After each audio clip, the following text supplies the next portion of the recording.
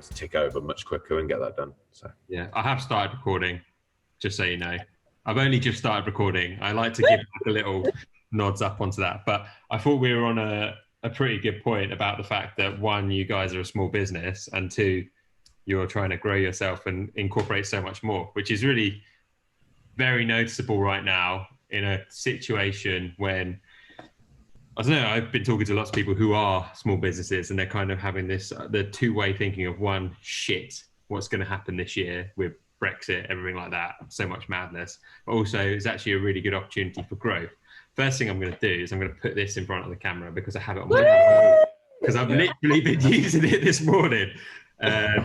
Because one of my New Year's resolutions, which I'm pretty sure I told you guys about, was recovery and making sure I recover better. And this, which if you're listening to this, you won't be able to see what I'm holding, but I wonder if you can hear it. Helps if I turn it on at the bottom, doesn't it? Maybe. Yeah, you can. You can definitely hear something. It's nothing rude. I'll just say that. It's a massage gun that I'm holding in my hands, which you guys kindly sent me at the end of last year, and has, to be honest, been saving my slightly fucked legs a large proportion of the time recently. So thank you. I always thought with these things that they look like, in my head, I just used to think they were little fists punching. And this particular end thing kind of looked fisty to me anyway. That's why I put it on. And I quite like this one because it's got a bit of squidge. Yes. So I remember like them appear, I don't know what it was with massage guns. They sort of appeared out of nowhere. And there was this one period of time where it was just like, bam, hundreds of massage guns. Yeah. And I was talking to my mate and we were just like, oh, it's just a little fish just going dum, dum, dum, dum, dum, dum, dum. That's what it was. And I have one of my like conscious things that I'm working on this year. One is recovery, because I'm shit at it.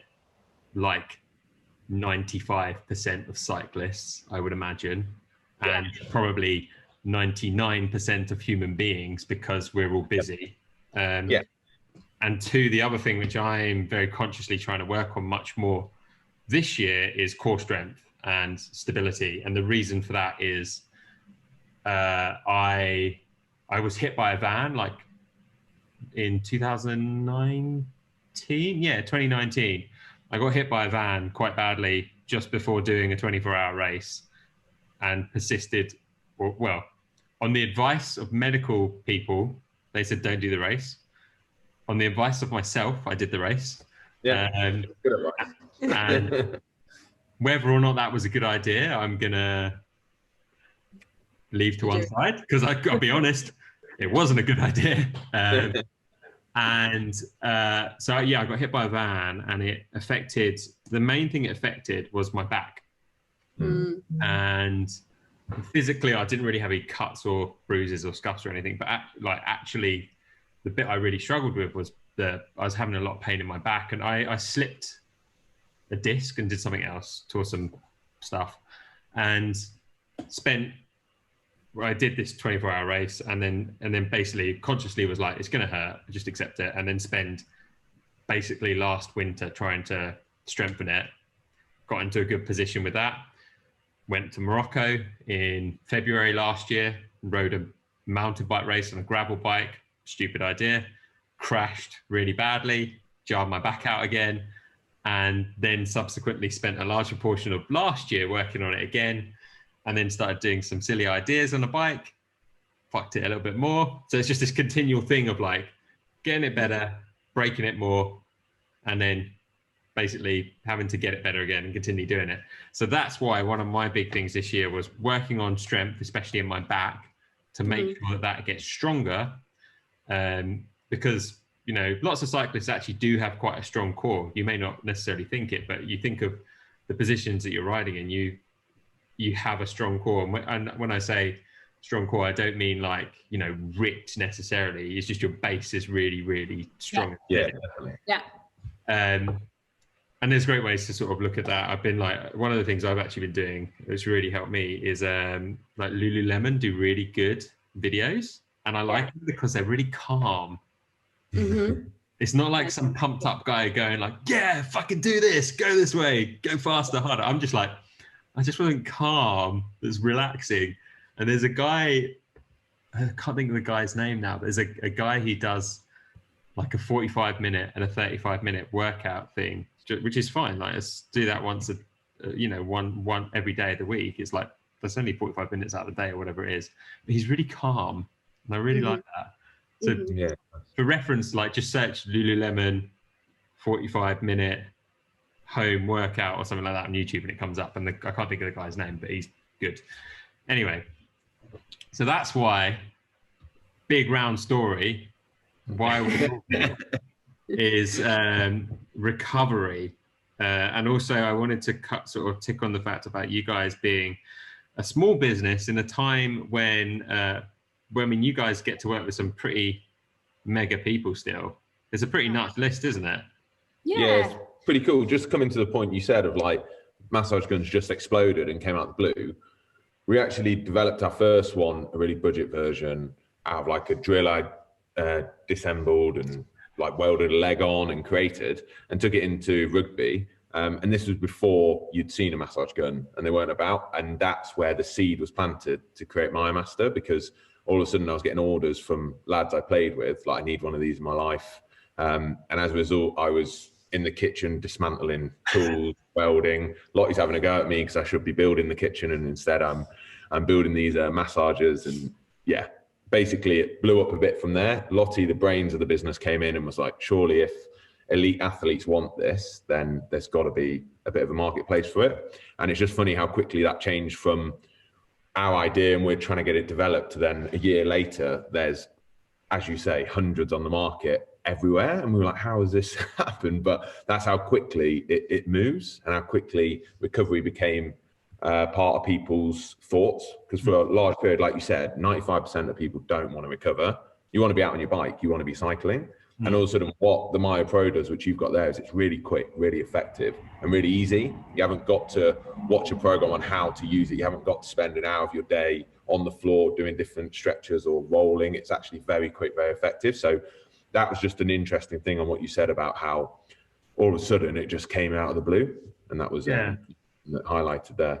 Yeah, I think, what you said as well about this kind of mentality, I think a lot of people have, and I think your story will resonate with a lot of people, although I'm not sure everyone's as much of a risk taker as you've been. But, you said it yourself, like, recovery is not the sexy bit. Like, it's not the bit that people get excited about doing. What they get excited about doing is training. And I think a lot of the narrative out there is like, must train harder, must cycle more to get better, must get more miles in the legs. And actually, your post-ride recovery is as vital as your training. Like, that's the bottom line. And we see so many cyclists who are training incredibly hard, and they're just not taking the time to recover because they've got jobs, they've got families, they've got busy lifestyles. And recovery is a thing that kind of slips off the list, but we see, if you're not doing it, that ultimately your form gets worse. It's a bit of a vicious circle. You think you're doing badly, so you want to put more miles in the legs, so you train harder. Risk of injury increases. Yeah, exactly. Loads go on, and it's just the old saying of, obviously, when you're training, you're breaking down your muscle, and it needs that time to recover. And what we all want to do with something we're passionate about, something we love, is want to do more of it. So. Yeah. You want to go out and cycle as much as you can to get better, to reach your goals. I want to play rugby and perform better, so I want to do more weights, more fitness. But there's a period where it has a negative effect, and what all our products try to do is increase that recovery time. So we're shortening the amount of time your body needs to recover as a result. So we're increasing blood flow, we're flushing out toxins, we're trying to increase the time, so shorten that period of time for recovery to enhance the amount of time you can spend actually performing and getting better. Mm. It's one of those things, isn't it, where people, like we've alluded to, people are busy. Like, the only people who really have the time to recover properly are professionals. And that, you look at, like, in the pro cycling, I've got friends who race at the highest level, and they are like the king of sleep and queens of sleep. It's literally like, put them on a bus, they're on a bus going between A to B, gone, asleep. Mm. One of my best mates, I don't know someone who can sleep like him. I'm literally like, we'd get a train. Obviously, we've not been able to go and do so many things this year.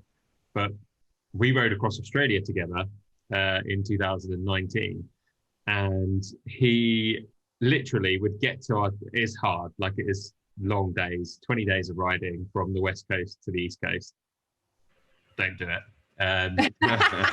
And literally would get to where we were staying and gone. And I was just like, how do you do it? And that's just because, you know, he used to be a pro. So he has that mentality of like, recover. As soon as you're done, rest. For me, my mentality is like, as soon as I am finished, get some form of protein in. And now it is smash my leg up with this. And that is like, you know, especially if you look at triathlon as well. Triathletes, you look at age group triathletes, they are generally more affluent, older. Quite often they are running a business or involved in a business at a very high level. To be able to do like age group triathlete work competitively, you need financial support to do that. It's bloody expensive. There's free sports there. To be able to do all three of them with all the equipment you need, that's a lot of money. And I've got quite a few friends who are age group triathletes, and they're very open. I don't have the time. Literally don't have the time because I've got to swim, run, bike. Exactly. So any ways to make it easier and more convenient is definitely a good thing. I'm a huge believer in massages, but massages are time consuming. You think and have it, and they're expensive. They really do add up in costs. Although I've got a good friend who is a masseuse, and she gets a lot of pleasure out of causing pain. Maybe slightly masochist person. She's incredibly good at her job, but she says it herself. The problem that she finds is the time. People want it all quicker, and it's a tricky one, isn't it? I think as a society, as you've already alluded to, we're shit at it. We're just terrible at it. As it's not the sexy thing necessarily to do a sport. People like seeing the pain and the suffering side of it, and actually very few people talk about the other side of it. I know from personal experience that at one point when I was, I guess, like kind of new to the sort of cycling that I do, I was just continually pushing myself as hard as I could, and I got very, very ill. I got shingles, which sounds like something out of Sesame Street, but in reality is probably one of the most painful things I've ever had. For people that don't know about shingles is effectively damage to your nervous system, which is caused by like extreme fatigue, effectively. And as we're talking about not recovering well, and you get like a rash that breaks out over one side of your body. So for me, it was my right side, and this rash just covers your body, and then it's like feels like a little like pins and needles for a lot of the time, but then every now and then it's like if you were to touch an electric fence. That's what it was for me. It's varying severities of how painful it is for different people, but for me it was pretty extreme, and I think I wrote off 6 months basically because of it. I mean, there is just this mentality, isn't there, that the more you do, the more gains you'll get. Like that, and that is across every sport. I know that's often people's default, but the harder you train, the more you need to rest, and that's just the bottom line. And actually, part of our mission as a business is to change the narrative around recovery and rest, and to help people to understand that rest and recovery is power. It will improve your training, it will improve your performance, and you will get better as a result. So rather than seeing it, as the kind of annoying add-on that you have to make time for, it's about viewing it as something that will help you to improve and will help you to leverage gains and be better. And, you talked about us being a small business and obviously having one product that's fairly democratized now, but in terms of our overall mission, you know, it is much bigger than just selling fantastic products like the MyoPro. It's really about how, you know, changing that narrative. And we talk about the 3 dimensions. So we talk about anyone who's got a fitness or performance goal. There's 3 elements to that. There's your training, your nutrition, and your recovery. And you really should be building all 3 of those elements into any kind of plan or training program that you're aiming to help you achieve your goals, basically. And that's really important for us. It's why, you know, we're developing a range of products, but also really passionate about the education piece. So why we, you know, are writing blogs, creating mobility content, and helping people to understand how they can recover efficiently and effectively, and when they should be recovering. Mm-hmm. So I completely agree with you on the nutrition side as well. Having one of my closest friends is a nutritionist, and a tank of a man, literal tank. He had a fight with a lorry, and I think the lorry came off worse than he did. And you know, he has worked with pro cyclists, a lot of boxers, ironically. I don't know how come, and lots of professional football players.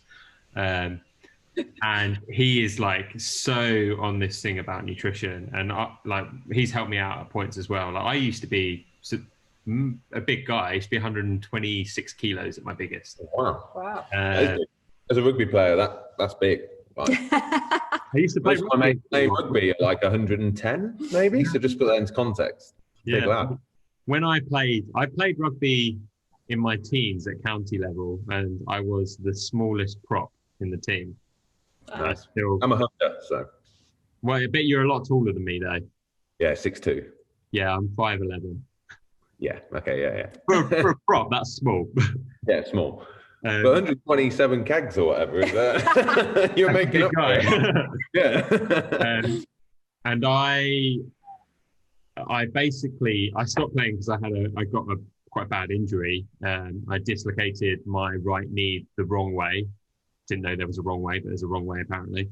And it hasn't been right since. And I was advised to start cycling. I used to cycle as a kid. So I was like, yeah, cool. I like riding bikes. And it was also the way that I used to get, because I sort of stopped playing when I went to uni, and it was basically a bike was the easiest way to get to and from for uni. So my university degree, I went from being pretty fit when I was playing rugby. I was still big, but I was fit. And then doing an architecture degree where you spend a very, very long time sitting at a desk, and then going and working in that industry where it's very, very similar. You'll sit at a desk the whole time, but the expectations of working hours in architecture was like, I remember one company I worked for, my boss was like, we didn't get on. I won't name him. I won't name the company either. I don't want to cause any issue. Probably would as well if I did. He turned around to me one day and said to me, I expect you in the office before me every day, and I don't expect you to leave until I've gone home and got home, basically. And what that translated to was to be in the office at 7 o'clock in the morning and be expected to be there till gone 7 o'clock. Yeah. And that's just quite standard in the architectural industry. And so because of all these factors, I was never like an athletic kid, really. I just sort of stumbled into playing rugby at school and quite enjoyed it. But because of all these factors, it meant I very easily and quickly put on weight, you know, lack of sleep, terrible diet, sitting at a desk all day. Like, unfortunately, a lot of people are in that situation. Actually, the big thing was not seeing a lot of daylight. Sounds like it's not a thing to think about, but, you know, working in an office, you're in artificial light all the time. And anyway, I started riding a bit more and realizing that I quite enjoyed it, and then weight started dropping off a bit anyway from cycling. And then my mate who's a nutritionist was just like, you need to like just refine your diet and enhance it because it's going to help you recover. You're going to feel better for it and be way more better on a bike effectively. And I'm vegetarian, and the thing that he really stressed to me is like the problem you have with vegetarian diet is protein. Yeah. There's a lot of stuff has protein in as a vegetarian diet is also quite high in fat. So he's like, you just need to be really conscious of that, and it made me very conscious about increasing protein levels in my diet. As I say, my diet is probably almost vegan, minus I love yogurt and ice cream. That's like my two like things. And but there's ways around that still. You can get like low calorie ice creams that are high in protein, and like 0% fat yogurt. That's like one of my favorite things with just a bit of jam in it.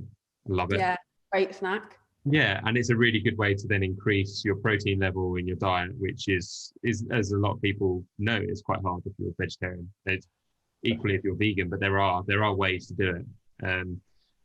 And then because of that, I ended up like losing weight, and I think I got to a bit obsessed with it and got to a point where I was too light for my physique, where I got down to 82, 83 kilos. That is a serious. That's a lie. Yes. 73 kilos. That is a ridiculous transformation. Yeah. Yeah. But I looked, in hindsight, I looked unhealthy. And this is where weight and cycling is very volatile as a relationship.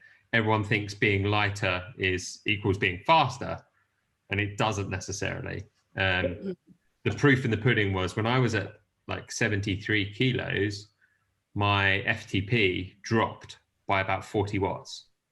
And that's a huge number. Definitely. Go back up to like 70, I'm probably sitting right now, 79, 80 kilos, I guess. Drop back up to there, and my FTP is, 50, 60 watts higher than it was than when I was at 73 kilos. And then you balance out. Like your optimum weight, do you think? My optimum weight is probably 75. That's probably that fine line point, but I can't sustain it. It's not sustainable. And so that's probably the tipping point of where my power will drop considerably. It's probably about 75 kilo. Anything under 75, I'd say, is the point where it drops. But like day to day, being like high 70s, it's perfect. It means I can look at a chocolate bar and not put on weight. Yeah. Opposed to at 73 kilos, I'd look at a chocolate bar and instantly put on 2 kilos somehow.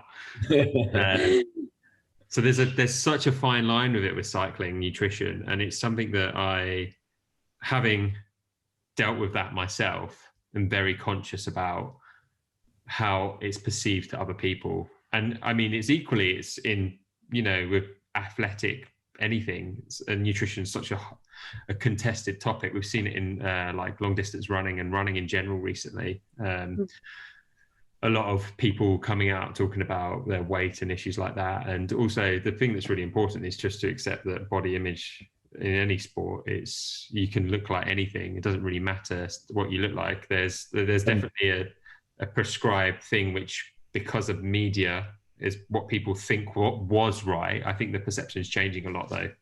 Couldn't agree more. In a rugby environment, with all different shapes and sizes, some of the most fit people I've ever seen look like a barrel with little twigs poked in, and they will outrun anyone. They'll have the skinniest arms, skinniest legs, a barrel gut on them. They'll be a front rower, and they will be some of the fittest people you've ever seen in your life. And that's just their genetics, that's their body type. But they work exceptionally hard, decent enough nutrition, but they are unbelievably fit. And then you could have some people who look like a Greek god, cut off their tits, like shredded, and they're lifting no weight. They're not particularly strong, and they're not particularly fit, but they look fantastic. And as you said, it's aesthetically pleasing, but actually what we're all after is a performance-based thing, and you want to perform to high stability. And the media and things you've said and looking online, you do see that aesthetically pleasing image, and you think that is performance, but actually quite a lot of the time it isn't. Yeah. And I think it's very noticeable in both the men's and women's side of sport. Maybe why I think it's you talking about the rugby side of it's really interesting, because I do a lot of work with Movember, and men are notoriously shit at any of this kind of thing, as in mental health, being concerned about body image, talking about it. We're just terrible at it. We're useless. And it's getting better. It is getting better, but I think that's a generational thing more than anything. It's amazing though when you look into the stats. I've done a lot of work with Movember as well over the last 10 years, and 75% of suicides are male, and out of 20 people on a rugby field, 5 of them at any given point have got mental health issues. And when you actually break it down to that number, it's unbelievable to think that actually diagnostics of mental health, it's not actually well known in men, because we don't talk about it. We don't go and see the doctor. We don't go and speak to people for help. And we're in a society where it's been built up that men don't do that. Men are tough. Men don't want to talk. And it's actually something we need to deal with. And Movember are great with that. And from 10 years ago, growing a mustache and people are like, what are you doing there with that weird slug on your face? To now people understand that, it's strong as well. But now knowing in November that, you're doing Movember, and it's fully aware, people are fully aware now of what the charity is and what they're helping, which is a great progress. Yeah. And the sort of how I love how it all started, that it was a bunch of mates in Australia that were just like, we're going to do this because it was never intended to be a charity. It was like, we're just going to do this because you don't see any good moustaches anymore. And I thought that was quite funny. Yeah. And then the founders were kind of like, actually, there's such a good angle here to be able to use it to, as they literally say, change the face of men's health. Yeah. And with the initial effect of it was talking very much about men's physical health, prostate cancer, testicular cancer, that side of it. And then in recent years, switching more to try and focus and grow people understanding the mental health side of it. And this is where sport is also fascinating, because it gives you there's so many positives to sport on your mental health. But you have to be very aware of the potential negatives. And when I say the potential negatives, I'm talking about like things of not paying attention to your body, overtraining, you're trying to starve yourself, those kind of things. That's where there's negative impacts of it. But the mental health impacts of it are very, very publicized and well known. We've seen it in the UK with the first wave of lockdown, and we're in like lockdown what now? I don't know, 500 it seems like. But the first wave, it was a lot of discussions about getting people out and exercising, going and riding your bike. And definitely, it's fantastic. I was reading a paper yesterday which was talking about the increase in cycling in the UK compared to the rest of the world during the first lockdown. And the UK is like it's just like yards ahead of everyone else. Yeah.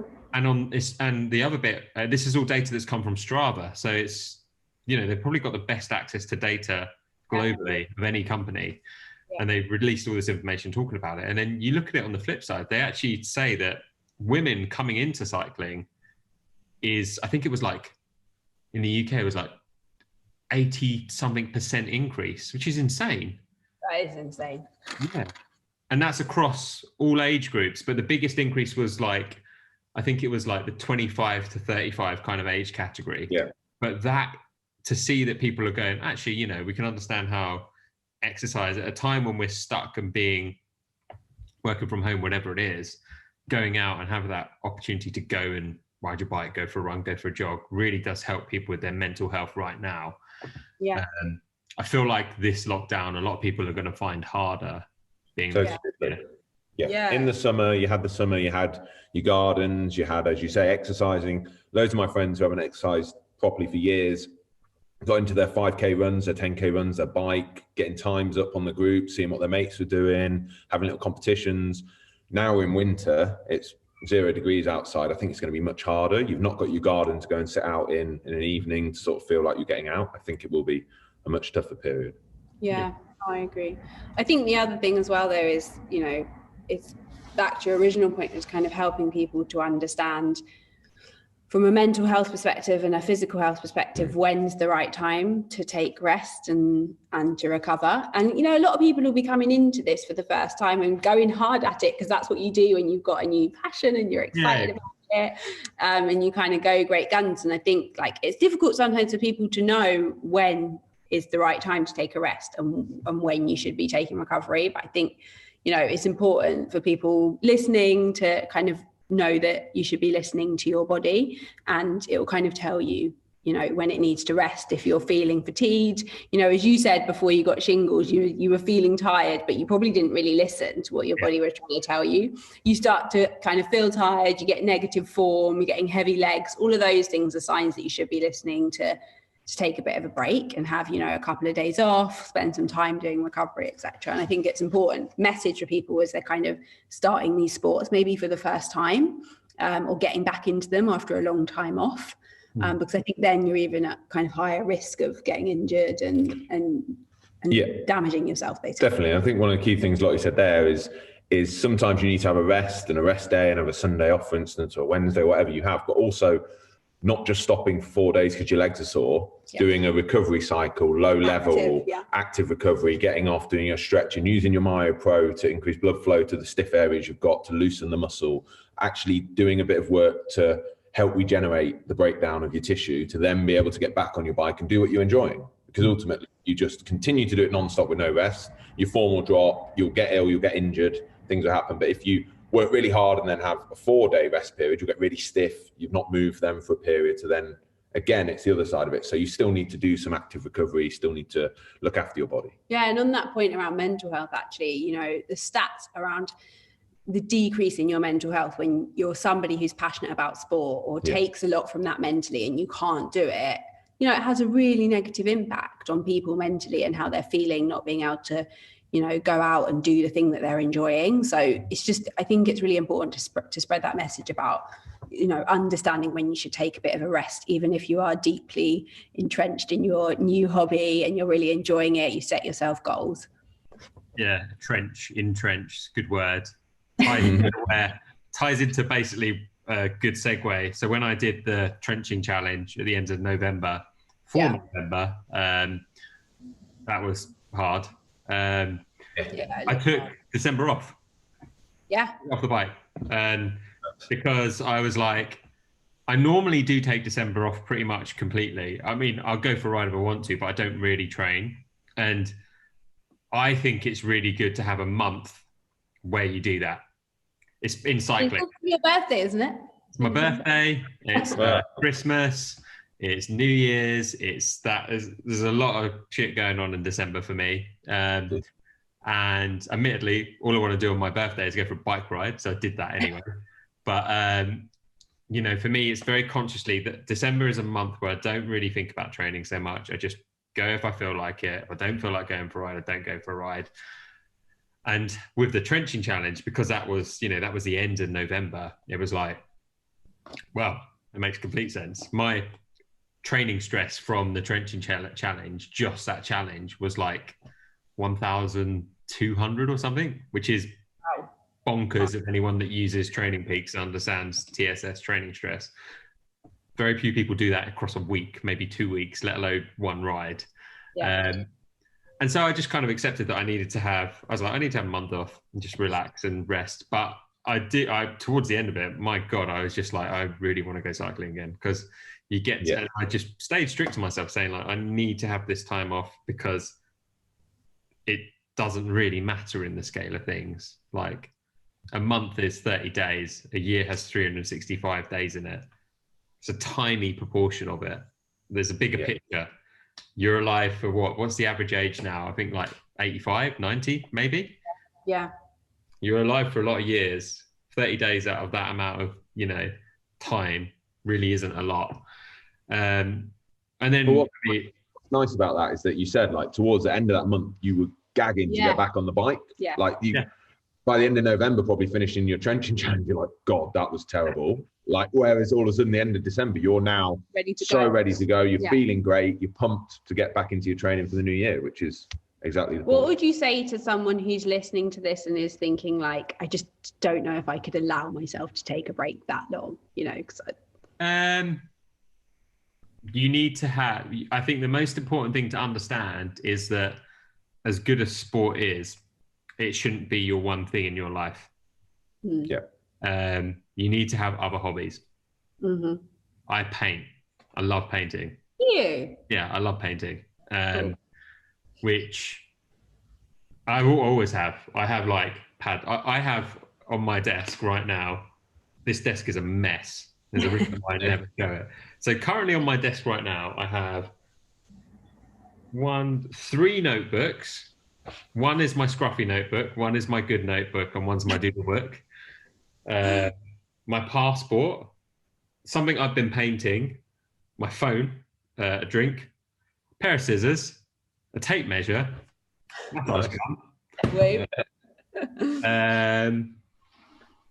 and an assortment of pens and paintbrushes and paints, and a camera, I think. Yeah, and a camera. And this I feel like I just got an insight into your mind. It's very artistic. And this weird thing.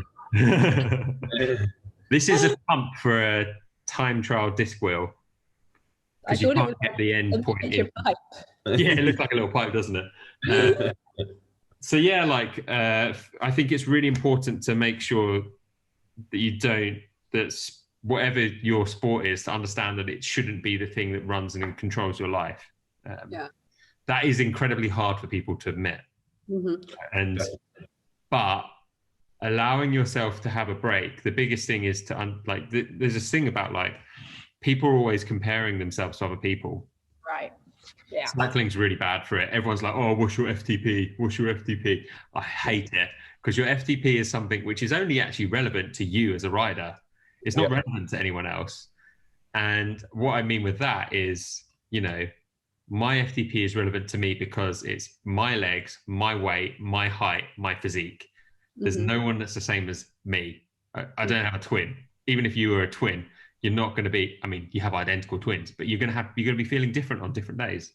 Yeah. So that's that side of it. The next side of it is, as I just sort of mentioned, everyone has good days and bad days. So someone who might have an FTP of, I don't know what, like, let's just pick a number, 400, might be having a terrible day on the bike compared to someone whose FTP is 200, and they might be having a banging day on a bike. And, it doesn't really matter. It's something that's only relevant to you as a person. So being able to take away that concern and comparing yourself with other people, that, for me anyway, was very uplifting and allowed me to sort of not really care about taking a month off. It took the pressure away from me. It was hard to admit at first, but it's things like, we've got so many amazing tools for, documenting rides, fitness, whatever it is. We've got Strava, Komoot, there's like new programs coming out all the time that allow you to do it. And, and you see all your mates uploading stuff, you almost get like FOMO if you see someone's gone out for a big ride or whatever it is, or has done a good workout, or et cetera, et cetera. You just need to think everyone's in their own little sphere and bubble that is relevant to them. It's not relevant to you. Yeah. Focusing on yourself and understanding that you are you as a person, and if you need the time off, you should take it. It's hard to get people to admit that, though. Definitely. And one thing I'd say about that is, like you said, you had your birthday in December, and the one thing you wanted to do was have a ride, so you went on a ride, but it wasn't a training schedule of this amount of wattage, what you're doing over your period of training. It was because you felt like having a ride. Like in our off season with rugby, I'm exactly one of them people. I love training. I love the feeling. I love how it makes me mentally feel. And on my off season, I have a couple of weeks off, and then I'll do totally different sports to what I normally do. Like I'll go and play tennis with Lottie, or we'll do a bodyweight circuit in the garden, or I'll go on a run, which I don't do long distance running because it's all short interval based stuff, and totally different things to my usual. But it is really refreshing and really enjoyable. Getting out on a bike for a Sunday for a few hours is unbelievable. I never get to do that. I'm doing watt bike tests for 30 seconds as fast as you can, which is totally different. Horrific, by the way. 200 meter sprint with a guy stopwatching you, trying to get you under 10 seconds. Oh, it's horrendous. So, but yeah. I didn't be that. Have you broken a watt bike yet doing it? I haven't. No, I've seen a couple of the big lads. Even if you had. No. You do see they're a great training tool, but I have seen people destroy them. I've not seen it with the newer models, the older models. I've seen people destroy them. Like my coach, who used to be a rower, he's huge as well, built like a tank.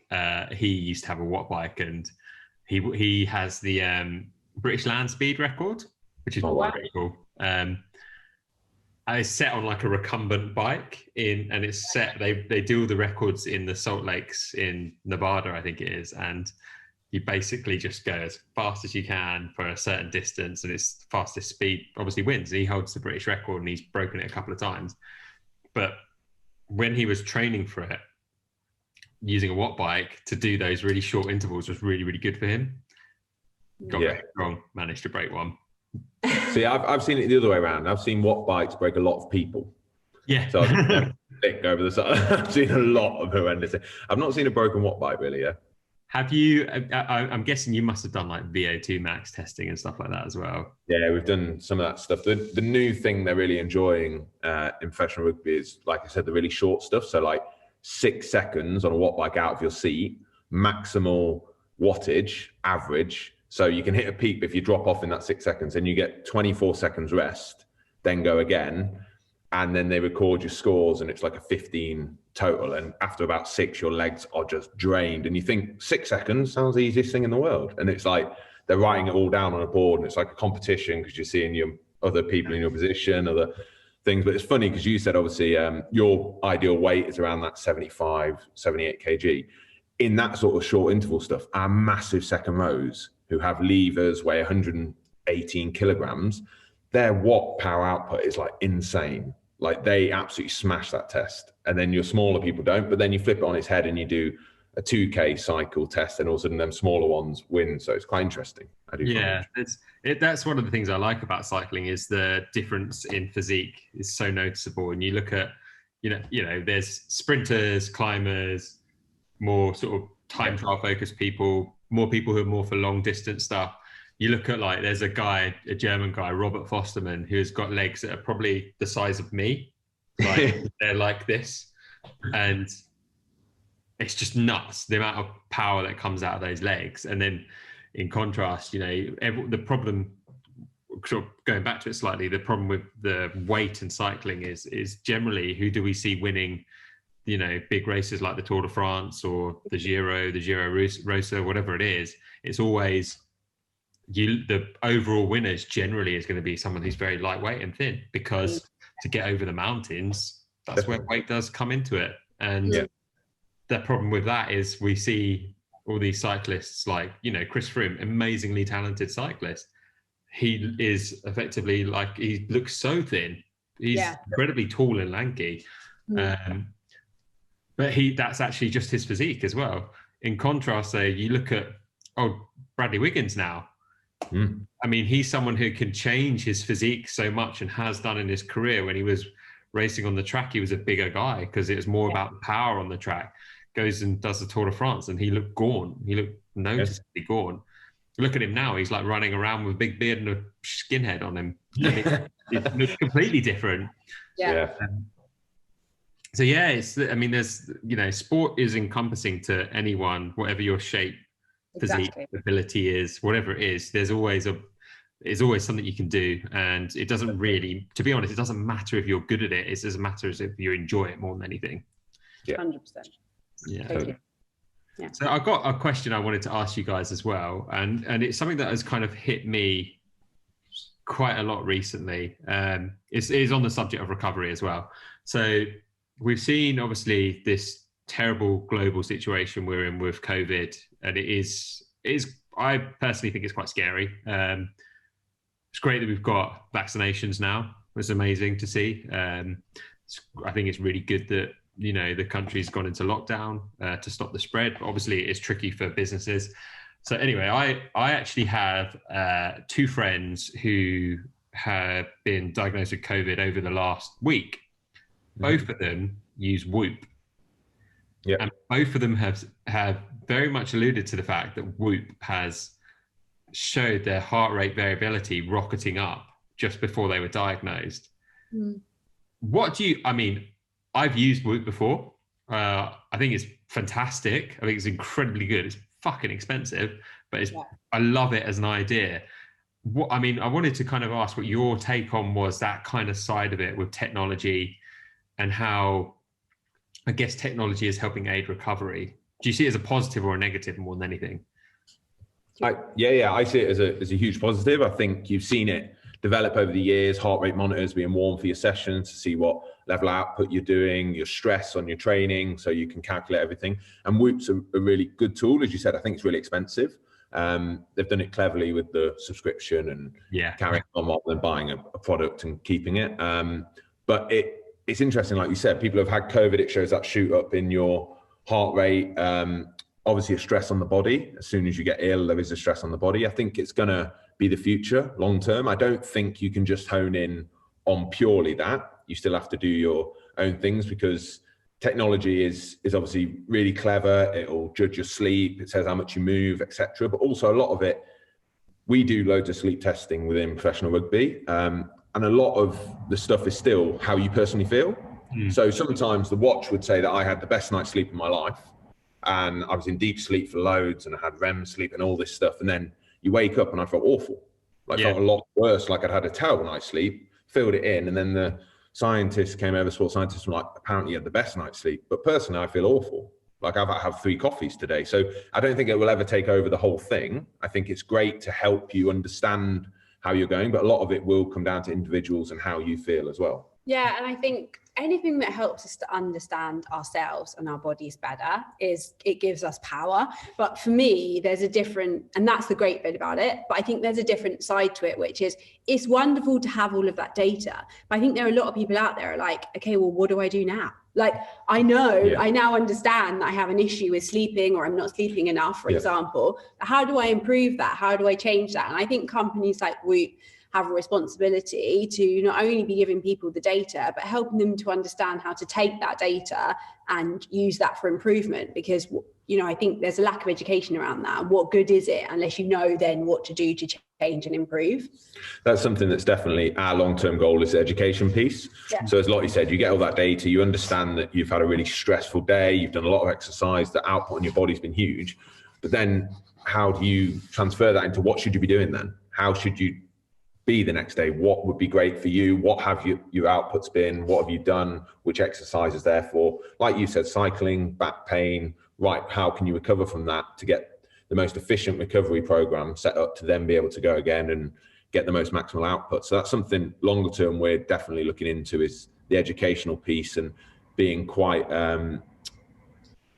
unique to individuals and what their outputs and what their exercises are, rather than an overall generic bad back. If you've been cycling and stuff from this, and it's probably because of your hip flex. Do you know what I mean? We'll be able to actually work on an individual basis, which is something we think, as Lottie said, Whoop should be looking to do as well. Yeah, I guess the other thing is something you touched on earlier, actually, which is about comparison.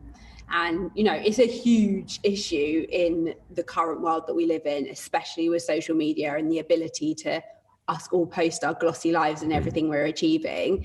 And actually, I think the other part of it, although it's brilliant because it brings people together around community and you can form communities based on the data and what everyone's doing, I think the other piece that, you know, brands have a responsibility to think about, and we as individuals, is about not kind of purveying this culture of comparison in a negative way and not allowing people to get too caught up in that, which I think sometimes the data can encourage. Yeah, I agree.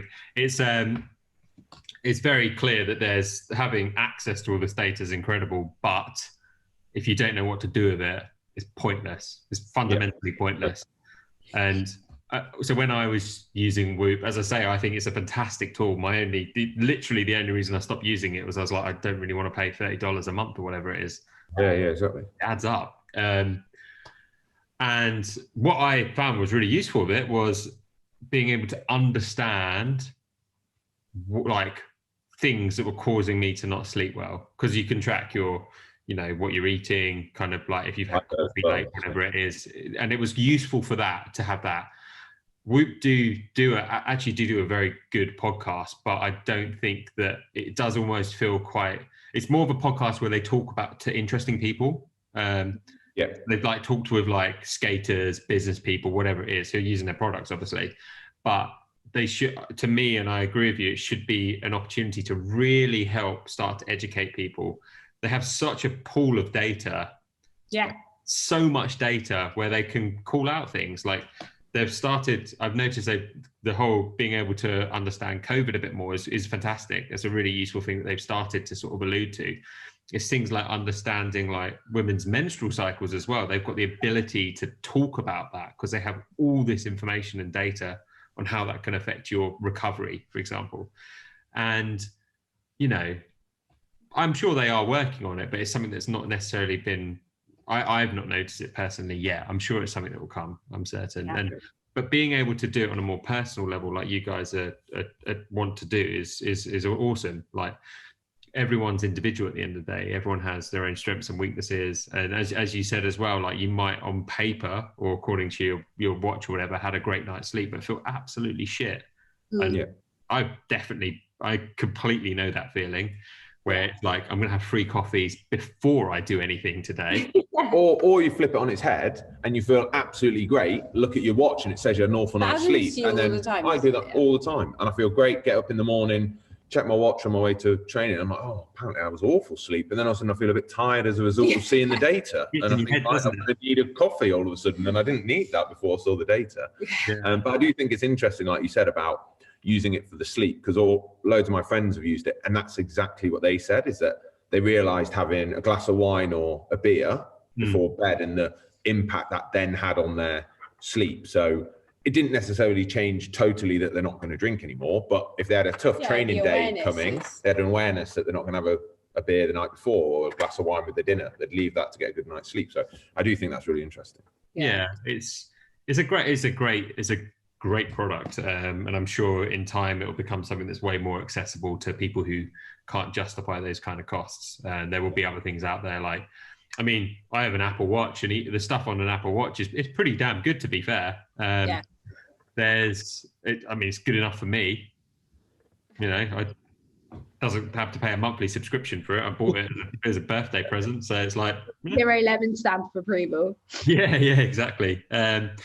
The other thing I wanted to talk about with you guys was that I am really fascinated by, mainly because I think they look like something that an astronaut would wear, is your boots, the recovery trouser boot things. Yeah, so how the fuck do these things work?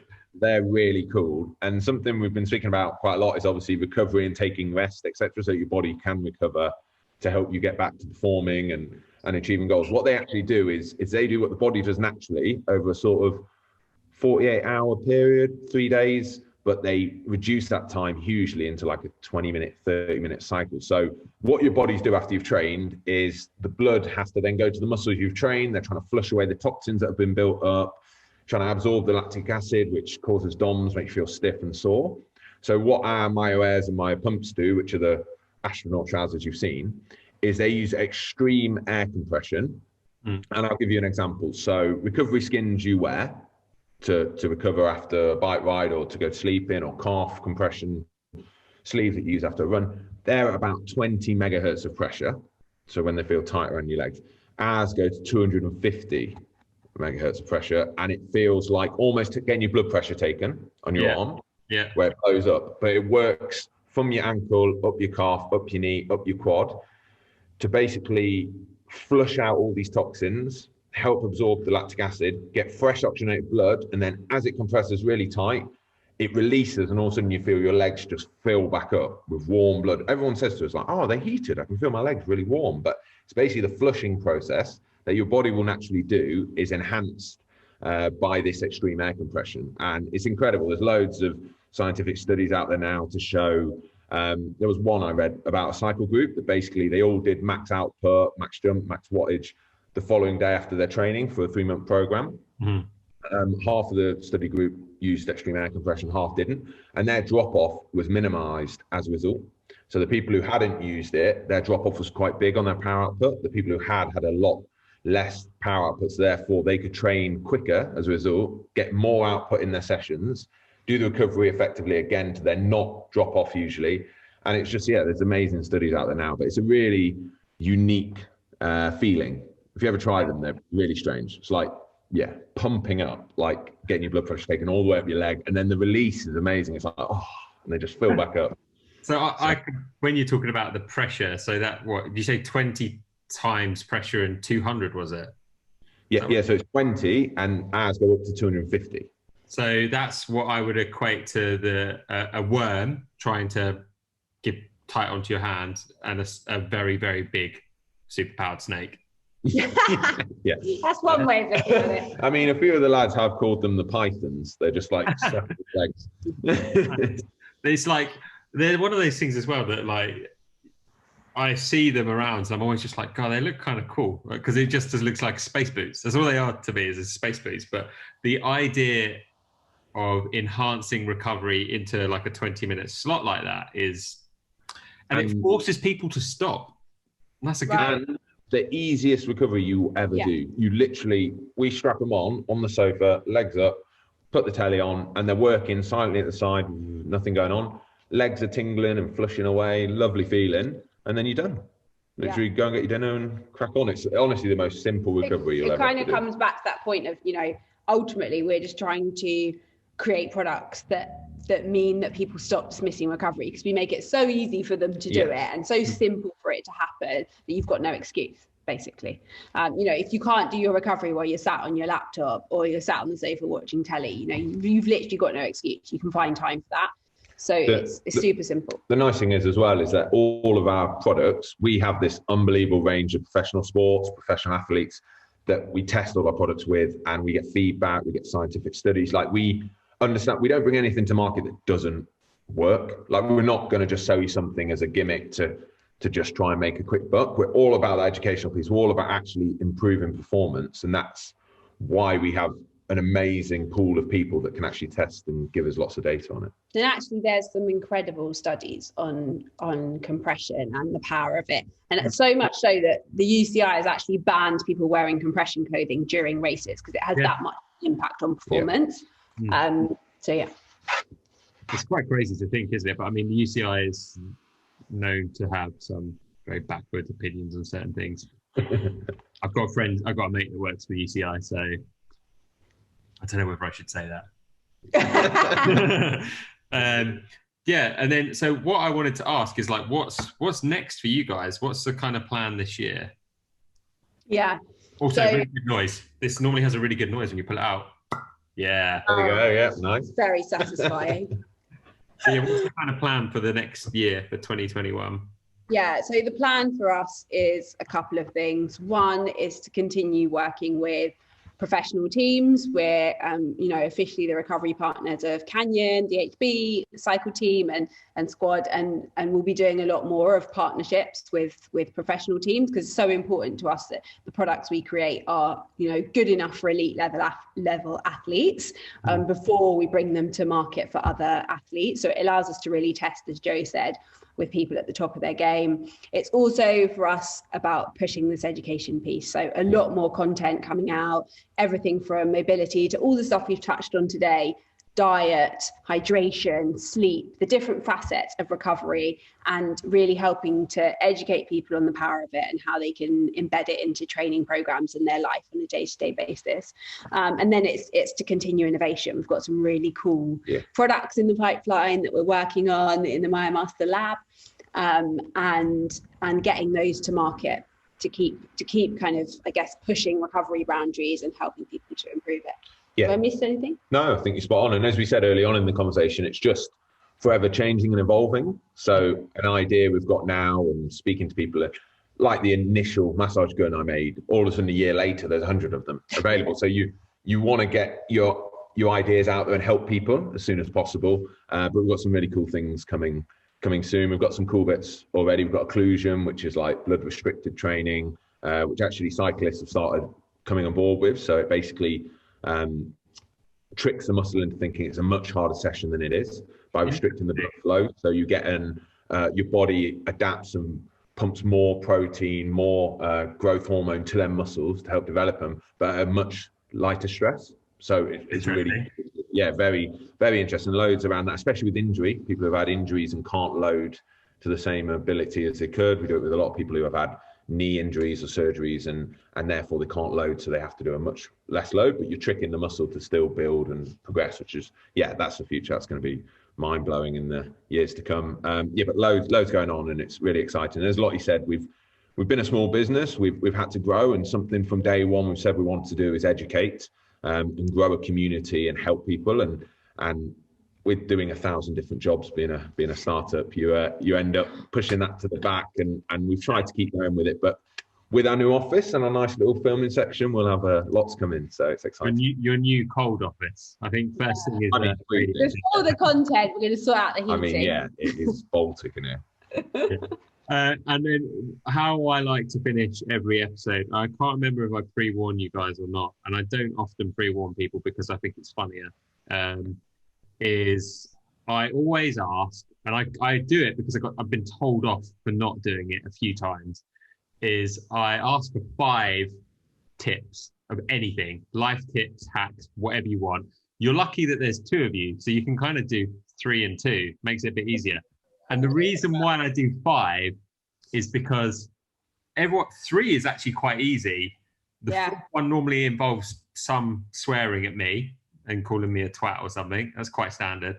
And then the 5th one is normally really, really fucking good. But in the past, it's been everything from recovery tips, cooking tips. There's been some quite rude ones involving strawberry lube. Oh, no. Oh, wow. I won't go into that one. So it can be anything, but 5. I'd just go off the ball, nothing to do with recovery, sleep, anything like that. But something I've always lived by, which is a tip that I got given when I was young, was like, have no regrets. So in terms of whatever your goal might be, like, don't ever look back and go, oh, what if? What if I'd have got up at 5 a.m. to do that cycle pre the race a month ago? What if I'd have taken time to recover? What if I'd have not had them 2 takeaways a week for the last month? Whatever it might be, what if? I've always tried to live my life with having no regrets. So if I'm going for something and I've set myself a goal, I'm going for it, and I'm not gonna live wondering what if I'd have done something. So that would definitely be my number one that I've personally lived a lot of my life by, and it's been really helpful for me throughout my life. But that's number one. I'm going to do it now. I'll take it back to recovery.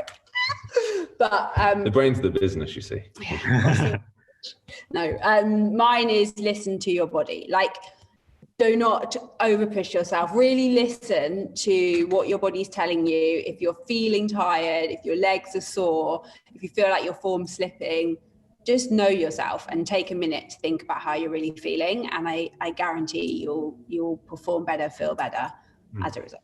That was mine. Number 3, do what you love. Like, God, I mean, what are you, a motivational speaker? Yeah, motivational speaker. Aim for the stars, land on the clouds. You know. Oh, Christ! No, just do what you love. As you said, like, you don't necessarily have to be good at it. Like, the fact is, with sport, if you enjoy it and you love it, you're going to do it. Like, it doesn't matter if you're not going to beat all your mates on Strava. It doesn't matter if you are going to be the best and beat all your mates on Strava. If you enjoy doing it, get out there and do it, because ultimately, we spoke about mental health on this podcast as well. Like, it's going to help you in the long term. It's going to be really useful to get out there, do something you love, be passionate about something, because there's too many people in the world that go to work, finish work, and just have a mundane life that continues on a cycle. Get up, do something you love, and enjoy it. Okay, I'm going all TED Talk vibes along with you. Mine is, and I've been practicing this deliberately. I know what you're going to say. I bet you don't. Deliberately is gratitude. Oh, that's exactly what I knew you were going to say. Did you? Promise, yeah. No, because I have actually been really trying, because you know, you can go through life, especially at the moment, and it's just like everything's a bit of a slog. And I found over the last since COVID, really, I've been trying to just find a couple of things in my day that I'm just grateful for. And we're working really long hours at the moment in our freezing cold office. It's not glam, you know, there's nowhere to go, nothing to look forward to, but just being, you know, sat at the desk going, oh my God, you know what? I got to do this really cool podcast today. I got to chat with Chris. We had a wicked time. Like, it was really nice. And what a privilege to be able to do that. And I think if you change your mindset about things, someone said to me that about training, they were like, you can either view it as a chore that you've got to tick off your list, or you can go, oh my God, my body's good enough to take me out there and go train today. And how cool is that going to be? So I think gratitude's a cool one. Do I need something recovery related now? I wasn't going to be recovery related. I'd already thought of it, but quite COVID related is that just in the last year, we've not been able to get out and see people. So to make time for who you care about, like, I've done the most Zoom calls I've ever done and spoke to friends I haven't spoken to in years, because I haven't physically had to go to Cambridge to go and see them for a weekend and book it into a busy schedule. I've actually booked an hour on Zoom on an evening with a coffee and had a chat, and it's actually been great. Like, I've spoke to loads of my friends that I've lost touch with, but are still really close friends, but we've just not had time to catch up. And I think a tip is just like, make time for people. You don't always have to go out and see them. You can do a Zoom now with the modern day we live in. You can actually spend time, and that goes a long way to mental health as well, of how many people out there aren't speaking to people at this current time. So make time to go and speak to them. Were they the most wanky 5 you've ever heard? Probably. No. Honestly, no. I did one. They were good. They were really good 5. The most wanky 5 award goes to a guy called John Woodruff, who is a good friend of mine who lives in Amsterdam, but is American as well, so has a really great accent. And I met him, a funny way of how I met him. I met John cycling across Kyrgyzstan. Cool. Not the sort of place you'd imagine to meet someone. No. So I met John cycling across Kyrgyzstan, and coincidentally, the next time I saw him was cycling across Morocco. What, just randomly? We were doing a race, so we kind of knew each other. Oh, okay. I was going to say, that is the most random 2 meetings ever. And I got chatting to him, and we did a podcast quite a while ago. And John is like a very in tune with himself person. He's just very like, yeah, man, just do this. Really chilled, just really relaxed, really zen. And he has the award of the 5 most wanky tips, hands down. You make it an annual award. Yeah, you should have. I might get like a little freaking 21. Yeah. You got it for 21. Definitely. But yeah, that was, John definitely has it as the 2021, hands down. But I think that's just because he's such a zen person. Very chilled out guy. But awesome. Thank you so much for your time. Oh, thanks for having us. Really enjoyed it. I would say, Lottie, I don't understand why Jer isn't giving you his jumper.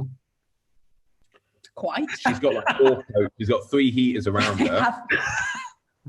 Got a lot of There's a reason I've not got my coat on. But yeah, awesome. Thank you so much for this, first of all, in my hands. I'm glad you're enjoying it. It's been hyper useful. My only problem that I have with it is I forget to charge it, but I forget to charge everything. That's just me as a person. It has definitely been a downfall for quite a few things. Phone, laptop, bike. Yeah, the laptop's about to cut out, isn't it? Nice. Actually made sure I plugged the charger in this time. So the laptop isn't going to cut out. But thank you so much for everything, and all the best for this year. Thank you too. Thank you so much. It's been really nice to chat to you.